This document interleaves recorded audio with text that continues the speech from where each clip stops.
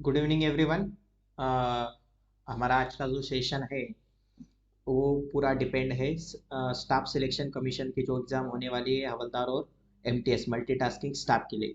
उसके रिगार्डिंग जो भी इंफॉर्मेशन आपको प्रोवाइड करनी है वो अभी इस सेशन में आपको प्रोवाइड की जाएगी। तो हम सेशन को स्टार्ट करते हैं। आप सभी का स्वागत है। तो ये जो ऐड आई है वो आई है मल्टीटास्किंग स्टाफ जो नॉन टेक्निकल है, जिसमें गर्ल्स और बॉयज दोनों अप्लाई कर सकते हैं। आपका जो फॉर्म स्टार्ट हुआ है वो 18 जनवरी और जो क्लोज होने वाला है 17 फरवरी को, उसको उसका क्लोजर डेट है, उसके बीच में आपको भरना है। कोई सोचेगा कि हम 16 फरवरी को फॉर्म फिलअप करेंगे, लेकिन आपके इंफॉर्मेशन के लिए मैं बताना चाहता हूँ उस दिन वेबसाइट चलती ही नहीं। मैंने एक बार ट्राई किया है, मेरा रह गया है। तो सबको मैं एक रिक्वेस्ट करूंगा कि 16 से पहले, मतलब आप जल्दी से जल्दी, अभी आपको पता है तो आप वो अप्लाई कर सकते हो।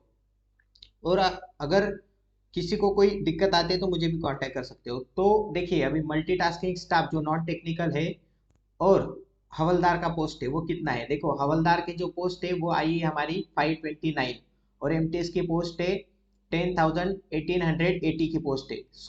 बाकी का जो है उसका कोई इशू नहीं। मैं आपको डायरेक्टली अभी जो नया सिलेबस चेंज है, पहले कैसा सिलेबस होता था, 25 25 25 का सिलेबस होता था, लेकिन अभी सब सिलेबस चेंज हुआ है।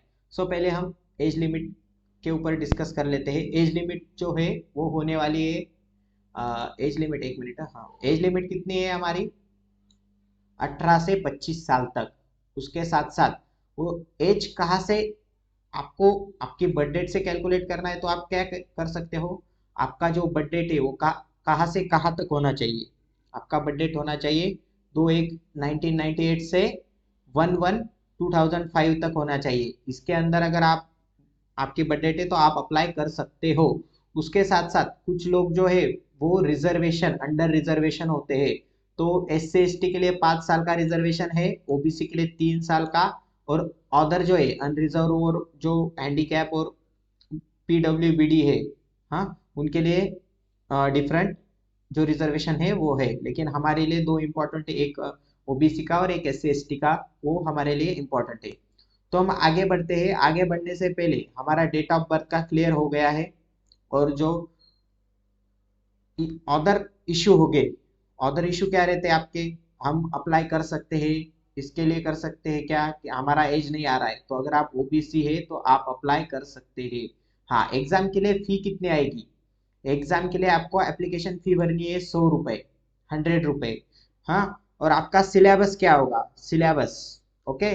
तो सिलेबस के बारे में भी मैं आपको बता दूंगा। तो पहले आपका जो इम्पोर्टेंट है, जो एग्जाम होने वाला है उसके रिगार्डिंग देखो, जो मैं हाईलाइट कर रहा हूँ उसके रिगार्डिंग। होने क्या वाला है देखो। पहले क्या होता था, पहले क्या होता था, मैथमेटिक्स, रीजनिंग, अवेयरनेस और इंग्लिश, चारों 1 घंटे के पेपर में होते थे। 1 घंटे का पेपर होता था, 1 1.5 घंटे का पेपर होता था, उसमें आपको 100 क्वेश्चन सॉल्व करने होते थे। टोटल 100 क्वेश्चन होते थे। आपको टाइम मिलता था 1.5 आवर का, और सब एक में होते थे। लेकिन अभी उन्होंने क्राइटेरिया पूरा चेंज कर दिया है। क्राइटेरिया में क्या चेंज किया है, उन्होंने क्या किया, 2 सेक्शन बना लिए। 2 सेशन में पहला सेशन होने वाला है न्यूमेरिकल एबिलिटी वाला, जिसमें 20 क्वेश्चन आएंगे 60 मार्क के लिए। इसका मतलब हुआ आपको हर एक क्वेश्चन 3 मार्क के लिए होगा। रीजनिंग का भी सेम, 20 क्वेश्चन 60 मार्क के लिए आएंगे। देखो, तो आपका हर एक क्वेश्चन कितने मार्क के लिए आ रहा है, 3 मार्क के लिए। और अगर आपका क्वेश्चन गलत हो जाता है तो आपके मार्क कटने वाले हैं कितने, -1। मतलब यहाँ पे जो मार्किंग है वो क्या है, 1/3 निगेटिव मार्किंग है। कितनी है निगेटिव मार्किंग, 1/3। 1/3 आपकी निगेटिव मार्किंग होने वाली है। पेपर सॉल्व करते वक्त आपको उतना केयरफुली करना होगा। सेक्शन 2 में भी सेम है, 25 क्वेश्चन आएंगे जो awareness, current affair, history, polity पे आएंगे, जो आपको आएंगे 75 मार्क्स के लिए। मतलब यहाँ पे भी 3 मार्क का एक क्वेश्चन आएगा, देखो यहाँ पे। और इसमें भी आपको कितना टाइम मिलेगा, 45 मिनट का। क्वेश्चन कितने हो गए टोटल, 25 25 50 क्वेश्चन, 45 मिनट। यहाँ पे 40 क्वेश्चन, 40 क्वेश्चन, कितना मिनट, 45 मिनट के लिए आएंगे। तो आपको ये ध्यान से सब क्वेश्चन सॉल्व करने हैं। ओके, यहाँ पे भी 1/3 निगेटिव मार्किंग है, और यहाँ पे भी 1/3 नेगेटिव मार्किंग है, तो आपको उसका ध्यान रखना होगा। ओके, मैं ये जो पीडीएफ है वो आपको शेयर कर दूंगा, उसका कोई इशू नहीं। हाँ, अभी आपको अगर कोई क्वेश्चन होगा, अगर आपको कोई क्वेश्चन होगा तो आप मुझसे सवाल कर सकते हो। इसके रिगार्डिंग आपको कोई क्वेश्चन है? इसके रिगार्डिंग आपको कोई क्वेश्चन है? अभी जो हमने देखा उसके रिगार्डिंग अगर आपको कोई क्वेश्चन होगा तो आप क्वेश्चन पूछ सकते हो। कोई क्वेश्चन है आपको? हाँ, तो आपका क्वेश्चन है हर्षल, एमटीएस एंड हवलदार के लिए अलग अलग फॉर्म भरना होगा क्या? तो मैं आपको क्लियर कर देना चाहता हूँ कि एमटीएस और हवलदार के लिए एक ही इसमें फॉर्म भरना है। दोनों का मेरिट जो होता है वो अलग लगेगा। उसके साथ साथ आपको प्रेफरेंस भरना है। प्रेफरेंस मतलब वहाँ पे आपकी जो पोस्ट होती है मिनिमम 20, मतलब 20 प्रेफरेंस आपको फिलअप करने हैं, 20 प्रेफरेंस लेने हैं आपको। जो जब आप एग्जाम फॉर्म फिलअप करोगे वहाँ पे आपको एक प्रेफरेंस दिया जाएगा। मैं आपको एग्जाम्पल में बता देता हूँ। यहाँ पे जो एडवर्टाइज है उसमें नीचे दिए हैं, 1 मिनट में आपको बता देता हूँ प्रेफरेंस कैसे भरने हैं। देखो, यहाँ पे 1 मिनट, हाँ, 1 ही मिनट में आपको बता देता हूँ वो।